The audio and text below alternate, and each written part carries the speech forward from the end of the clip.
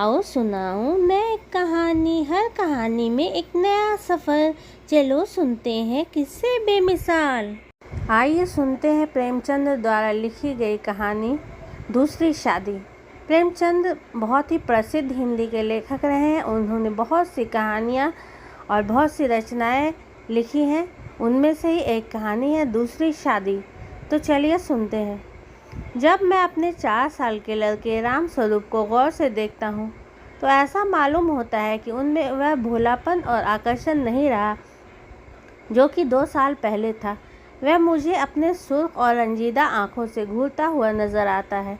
उसकी इस हालत को देखकर मेरा कलेजा काँप उठता है और मुझे वह वादा याद आता है जो मैंने 2 साल हुए उसकी माँ के साथ, जबकि वह मृत्युशैया पर थी, किया था। आदमी इतना स्वार्थी और अपनी इंद्रियों का इतना गुलाम है कि अपना फ़र्ज़ किसी किसी वक्त ही महसूस करता है।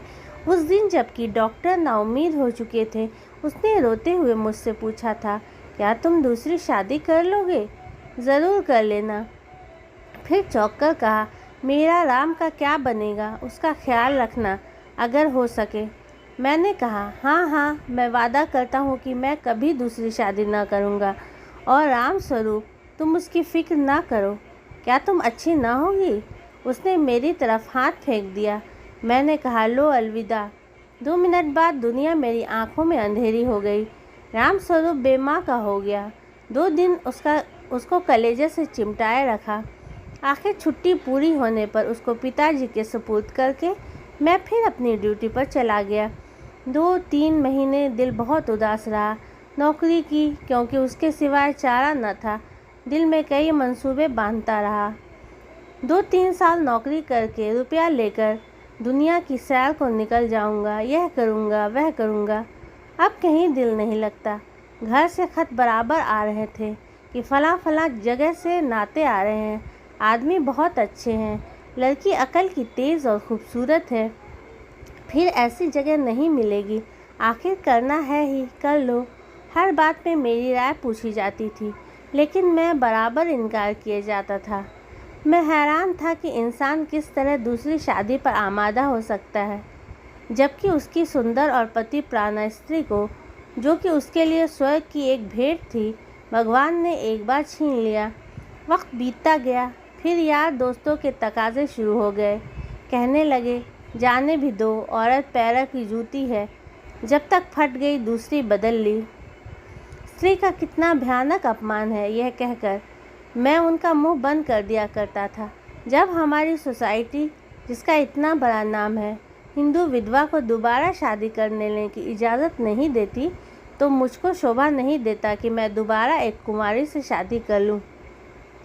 जब तक यह कलंक हमारी कौम से दूर नहीं हो जाता, मैं हरगिज़ कुंवारी तो दूर की बात है, किसी विधवा से भी ब्याह न करूँगा। ख्याल आया, चलो नौकरी छोड़कर इसी बात का प्रचार करें। लेकिन मंच पर अपने दिल के ख्यालात ज़बान पर कैसे लाऊंगा? भावनाओं को व्यवहारिक रूप देने में, चरित्र मजबूत बनाने में, जो कहना उसे करके दिखाने में हम में कितनी कमी है, यह मुझे उस वक्त मालूम हुआ जबकि 6 माह बाद मैंने एक कुंवारी लड़की से शादी कर ली। घर के लोग खुश हो रहे थे कि चलो किसी तरह माना। उधर उस दिन मेरी बिरादरी के 2-3 पढ़े लिखे रिश्तेदारों ने डांट बताई।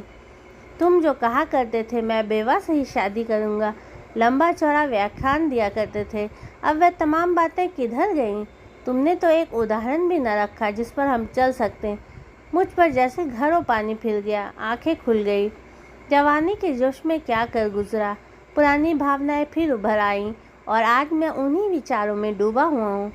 सोचा था नौकर लड़के को नहीं संभाल सकता, औरतें ही इस काम के लिए ठीक हैं।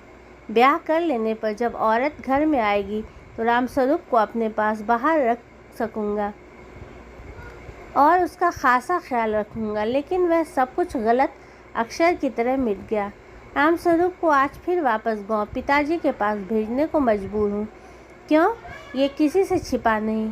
औरत का अपने सौतेले बेटे से प्यार करना एक असंभव बात है। ब्याह के मौके पर सुना था लड़की बड़ी नेक है, स्वजनों का खास ख्याल रखेगी और अपने बेटे की तरह समझेगी, लेकिन सब झूठ। औरत चाहे कितनी नेक दिल हो, वह कभी अपने सौतेले बच्चे से प्यार नहीं कर सकती। और ये हार्दिक दुख है, वह वादा तोड़ने की सज़ा है जो कि मैंने एक नेक बीवी से उसके आखिरी वक्त में किया था। तो कैसी लगी आपको मेरी ये सुनाई कहानी? प्रेमचंद की कहानी बहुत ही प्रसिद्ध कहानी मैंने सुनाई है। तो ऐसी ही और कहानियों के लिए मेरे चैनल को सब्सक्राइब कीजिए, मेरे वीडियोस को लाइक शेयर करना मत भूलिएगा। Thanks for watching.